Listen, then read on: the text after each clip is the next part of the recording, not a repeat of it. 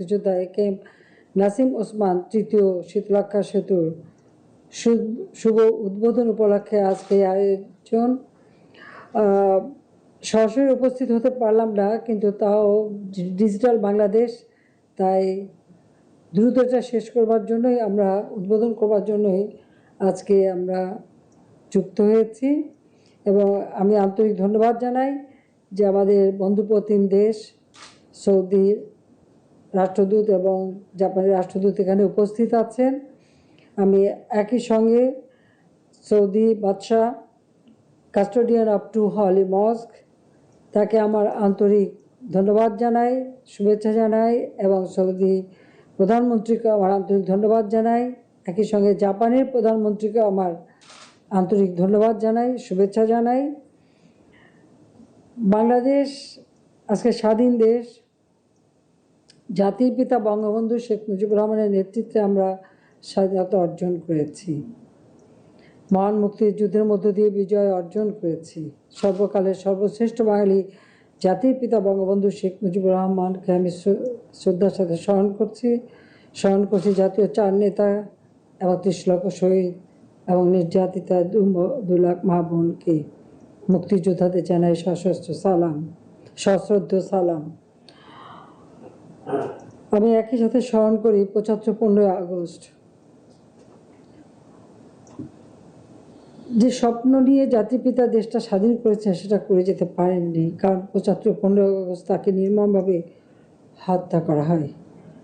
একই সাথে আমি হারিয়েছি আমার মা বেগম ফজিলাতুন্নেসা মুজিবকে, আমার ছোট 3 ভাই, ক্যাপ্টেন শেখ কামাল মুক্তিযোদ্ধা এবং তার নবপরিণীত স্ত্রী সুলতানা কামাল, লেফটেন্যান্ট শেখ জামাল মুক্তিযোদ্ধা, তার স্ত্রী পারভিন জামাল, আমার ছোট 10 বছরের ভাই শেখ রাসেলকে নির্মমভাবে হত্যা করা হয়।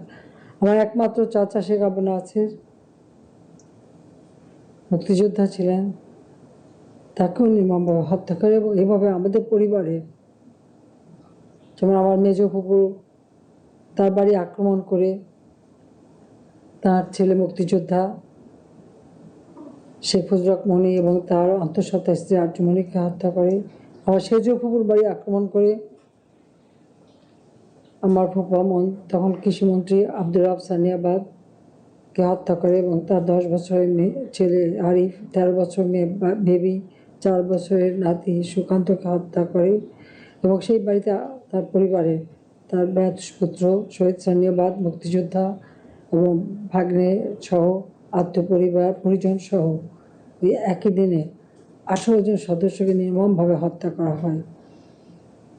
আমার বাবার মিলিটারি সেক্রেটারি ব্রিগেডিয়ার জামিল এবং পুলিশ অফিসার সিদ্দিকুর রহমানকেও নির্মমভাবে হত্যা করে। আমি তাদেরকেও আজকে স্মরণ করি। অনেক স্বপ্ন ছিল আমার বাবার বাংলাদেশটাকে নিয়ে, যে দেশে দরিদ্র মানুষ তাদের মৌলিক চাহিদা অন্ন, বস্ত্র, বাসস্থান, চিকিৎসা, শিক্ষা সব ব্যবস্থা করে দেশটাকে গড়ে তুলবেন ক্ষুধামুক্ত, দারিদ্র্যমুক্ত সোনার বাংলা হিসেবে, যে বাংলাদেশে একটি মানুষও কষ্ট পাবে না, উন্নত জীবন পাবে, শিক্ষায়, দীক্ষায়, স্বাস্থ্য সেবায় এবং জীবন মান উন্নত হবে। সেটাই ছিল তার স্বপ্ন, কিন্তু তা পূরণ করে তিনি যেতে পারেননি। 15 আগস্ট আমি আর আমার ছোট বোন বিদেশে ছিলাম বলে বেঁচে গিয়েছিলাম। 6 বছর আমাদেরকে রিফিউজি হিসেবে বিদেশে থাকতে হয়েছিল। 6 বছর পর আমি দেশে আসার সুযোগ পাই। তারপর থেকে আমার প্রচেষ্টা বাংলাদেশটাকে গড়ে তোলা। যখনই জনগণের ভোটে নির্বাচিত হয়ে সরকার গঠন করেছি, জনগণের সেবায় আত্মনিয়োগ করেছি। এবং আওয়ামী লীগের ইতিহাস হলো, আওয়ামী লীগ সবসময় নির্বাচনের মাধ্যমে ক্ষমতায় এসেছে জনগণের সমর্থন নিয়ে এবং দেশে গণতান্ত্রিক ধারাটা অব্যাহত রেখেছে। দ্বিতীয় দফা যখন সরকার আসি, তখন থেকে এই পর্যন্ত আমরা সরকারে বাংলাদেশটাকে আমরা এগিয়ে নিয়ে যাচ্ছি। সমগ্র বাংলাদেশ আমি সফর করেছি। বাংলাদেশের উন্নয়নের জন্য সবথেকে বেশি প্রয়োজন যোগাযোগ ব্যবস্থা উন্নতি করা, কাজে আমাদের সাধ্যমতো আমরা সেটা করেছি। এবং এই আমাদের বিশাল নদী, প্রথমবার সরকারে এসে আমরা যমুনা নদীর উপর বঙ্গবন্ধু সেতু নির্মাণ করি এছাড়াও আরও অনেকগুলি সেতু নির্মাণ আমরা সম্পন্ন করেছিলাম, যেমন ধরলা সেতু, কাপখান সেতু, শিকারপুর দ্বারিকা সেতু সহ বিভিন্ন সেতু নির্মাণ করি। এমনকি ভৈরব নদীর উপরও আমরা সেতু নির্মাণ করি। সারা বাংলাদেশে একটা যোগাযোগ নেটওয়ার্ক গড়ে তোলা, সেদিকে লক্ষ্য রেখে আমরা কাজ করি। দ্বিতীয় দফায় এসে এ পর্যন্ত আমরা প্রায়, এখন আমরা দাবি করতে পারি যে বাংলাদেশের প্রায় প্রতিটি এলাকার মাঝেই একটা সংযোগ যাতে হয়, সে ব্যবস্থাটা আমরা করতে সক্ষম হয়েছি। আমি যদি বলতে চাই এত বেশি সেতু আমরা নির্মাণ করেছি এবং রাস্তা নির্মাণ করেছি, সেটা অনেক অনেক সময় লেগে যাবে, কাজে আমি আর বেশি সময় নিতে চাই না। তবে আজকের এই দুটো সেতু অত্যন্ত গুরুত্বপূর্ণ ছিল, কারণ পদ্মা সেতু নির্মাণ এটা আমাদের জন্য একটা বিরাট চ্যালেঞ্জ ছিল। আপনারা জানেন যে পদ্মা সেতু নিয়ে আমাদের উপর একটা, বলতে গেলে একটা বদনাম দেওয়ার চেষ্টা করা হয়েছিল, দুর্নীতির অভিযোগ আনা হয়েছিল। আমি যেটা চ্যালেঞ্জ হিসেবে নিয়েছিলাম এবং তখনই প্রতিজ্ঞা করেছিলাম যে আমরা নিজস্ব অর্থায়নে এই সেতু নির্মাণ করব। আল্লাহর রহমতে আমরা তা করতে সক্ষম হয়েছি। আমি আল্লাহ রাব্বুল আলামিনের কাছে শুকরিয়া আদায় করি যে এই শক্তিটা তিনি আমাকে দিয়েছেন, আর দিয়েছে বাংলাদেশের মানুষ, সাহস দিয়েছে, যার ফলে সেই সেতু আমরা নির্মাণ করেছি। এখন বাংলাদেশ আন্তর্জাতিক মহাসড়কের সাথে একটা সংযুক্ত করবার সুযোগ হলো।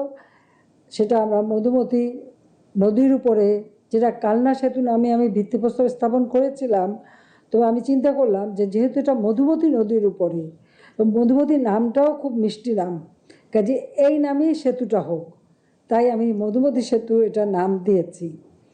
আর নারায়ণগঞ্জ আমাদের একটি গুরুত্বপূর্ণ জায়গা। একসময় নারায়ণগঞ্জ আমাদের একটা, বলতে গেলে সব থেকে বেশি গুরুত্বপূর্ণ ছিল, বিশেষ করে অর্থনৈতিক কর্মকাণ্ডের দিক থেকে নারায়ণগঞ্জ সবসময় অগ্রণী ভূমিকা পালন করেছে। আবার আমাদের সংগঠনের দিক থেকে নারায়ণগঞ্জ খুবই গুরুত্বপূর্ণ।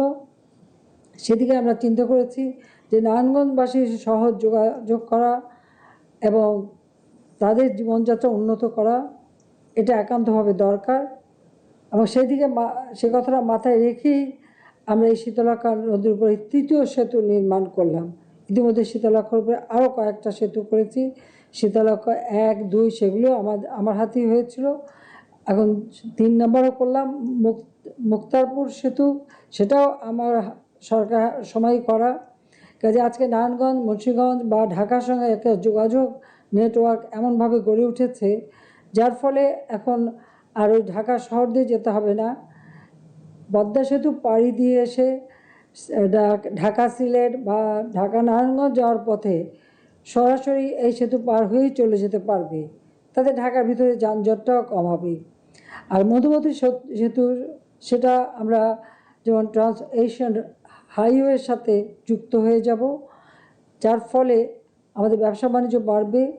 এবং ঢাকা থেকে এখন মংলা পোর্টেই উপরেই সব থেকে মানে কাছে হয়ে গেছে, সেই সাথে আমাদের বেনাপোল, ভোমরা সহ আমাদের কুষ্টিয়া এবং ওই অঞ্চলের যে সমস্ত যোগাযোগগুলি আছে, আর সেগুলির সাথে যোগাযোগটা বাড়বে এবং মানুষের সময়ও বাঁচবে, অর্থনৈতিক কর্মকাণ্ড আরও গতিশীল হবে, সেই সুযোগটা সৃষ্টি হয়েছে।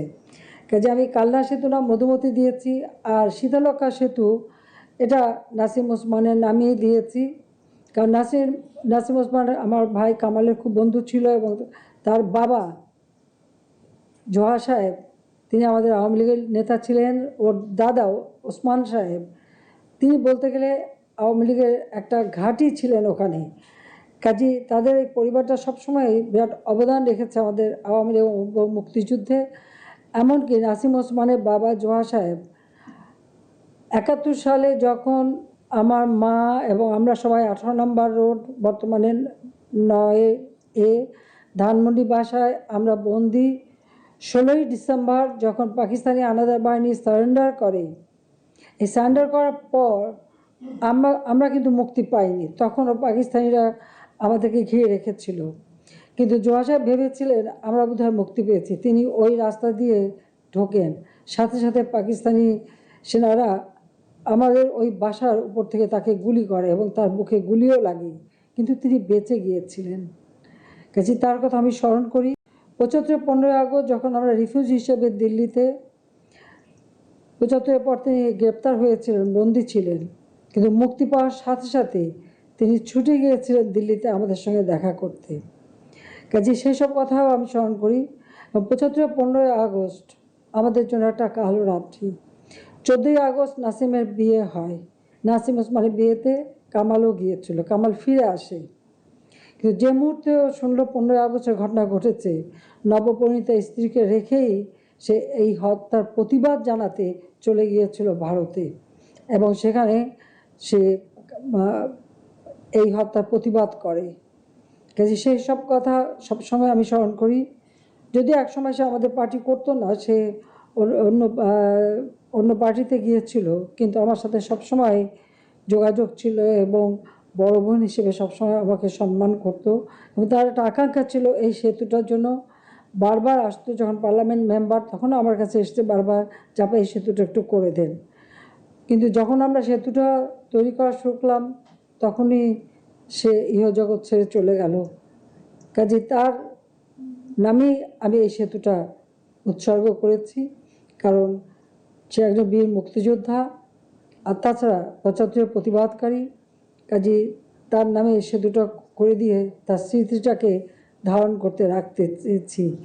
কাজে আমি আজকে সত্যি খুব আনন্দিত যে আমরা এই সেতু দুটি আজকে সম্পন্ন করতে পেরেছি। এই জন্য আমাদের দুটি বন্ধু প্রতিম দেশ সৌদি আরব এবং জাপান, তাদের সবাইকে আমরা আন্তরিক ধন্যবাদ জানাই যে তাদের সহযোগিতায় আমরা আজকে বাংলাদেশে এত উন্নতি করতে পারছি। তাছাড়া বাংলাদেশে আরও অনেকগুলি উন্নয়ন প্রকল্প চলছে, এই বন্ধু প্রতিম দেশগুলো এগিয়ে আসছে। আজকে সৌদি আরবের থেকেও এখানে যেমন আরও যাতে বিনিয়োগ আসে, আমরা সেই চেষ্টা করে যাচ্ছি, ইনভেস্টমেন্ট করার জন্য আমরা ব্যবস্থা নিচ্ছি। জাপান আমাদের অনেকগুলি কাজ করে দিচ্ছে, যেমন এই পদ্মা সেতুর ব্যাপারে আমি প্রথম জাপানে যখন যাই 96 সালে প্রধানমন্ত্রী হওয়ার পর অনুরোধ করেছিলাম পদ্মা এবং রূপসা এই দুটো সেতু নির্মাণ। রূপসাটা নির্মাণ হয়েছিল, পদ্মাটা তখন আমরা কেবল ভিত্তিপ্রস্তর স্থাপন করি, তারপরে ক্ষমতা আসতে পারিনি। কিন্তু তারপরে এসে এখন আমরা নিজেদের টাকায় করতে পেরেছি। কিন্তু এটা সত্যি কথা বলতে কি তখনই আমরা উৎসাহ পাই, জাপান আমাদের উৎসাহ দেয়। সৌদি আরব আমাদের বন্ধু প্রতিম দেশ, এবং বিশেষ করে আমাদের ইসলাম ধর্মের সবথেকে পবিত্র জায়গা। কাজে সেখানে আমাদের সকলের সঙ্গে একটা আন্তরিক সম্পর্ক রয়েছে এবং আমাদের অনেক মানুষ সেখানে কাজ করে যাচ্ছে। কাজে আমি খুব আনন্দিত যে আজকে দুজন অ্যাম্বাসেডার এখানে উপস্থিত আছেন, সেজন্য তাদের ধন্যবাদ জানাই। আর সেই সাথে সাথে আমি এটি বলবো যে বাংলাদেশের উন্নয়নে অত্যন্ত আমি গুরুত্বপূর্ণ অবদান রাখবে এই দুটি সেতু, যা আমাদের দেশের মানুষের আর্থসামাজিক উন্নয়ন ব্যাপকভাবে ত্বরান্বিত হবে। এবং সেই জন্যই আমি মনে করি যে যোগাযোগ ব্যবস্থা এবং সেই সাথে কর্মসংস্থান, মানুষের কর্মসংস্থান ব্যবস্থা, ব্যবসা বাণিজ্যের প্রসার ঘটানো এবং আন্তর্জাতিক যোগাযোগ, বিশেষ করে আজকে আমরা সাউথ এশিয়ার এমন একটা জায়গা আছি, আমাদের সঙ্গে অন্যান্য দেশগুলি যেমন নেপাল, ভুটান, ইন্ডিয়া, তাদের যে একটা সংযোগ হবে, ব্যবসা বাণিজ্য বাড়বে। কারণ আমরা আমাদের মোংলা পোর্ট, চট্টগ্রাম পোর্ট, সেই পোর্টগুলি আমাদের আঞ্চলিক সহযোগিতা এবং আঞ্চলিক যোগাযোগ এবং তাদের জন্য উন্মুক্ত করে দিয়েছি। আমাদের যে আন্তর্জাতিক বিমানবন্দর ঢাকা এবং চট্টগ্রাম ও সিলেট, সেটাও আমরা আমাদের এই বন্ধুপ্রতিম দেশগুলির জন্য উন্মুক্ত করে দিয়েছি। সেদিক থেকে বিরাট যোগাযোগ হবে। কাজে আমি মাশরাফিকে দেখতে পাচ্ছি ওখানে বসা, নড়াইলে এবং অন্যান্য আমাদের নেতারা সবাই ওখানে আছেন।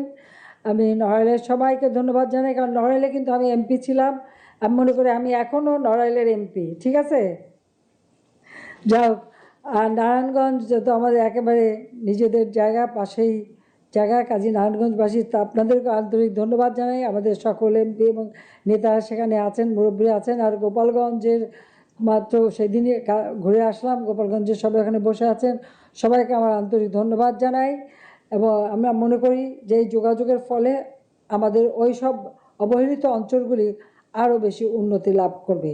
তো সবাইকে আন্তরিক ধন্যবাদ জানিয়ে আমি এটুকুই বলবো যে জাতির পিতার যে স্বপ্ন, দারিদ্র্যমুক্ত, ক্ষুধামুক্ত, উন্নত, সমৃদ্ধ বাংলাদেশ, ইনশাআল্লাহ আমরা সেই বাংলাদেশ গড়ে তুলতে সক্ষম হব।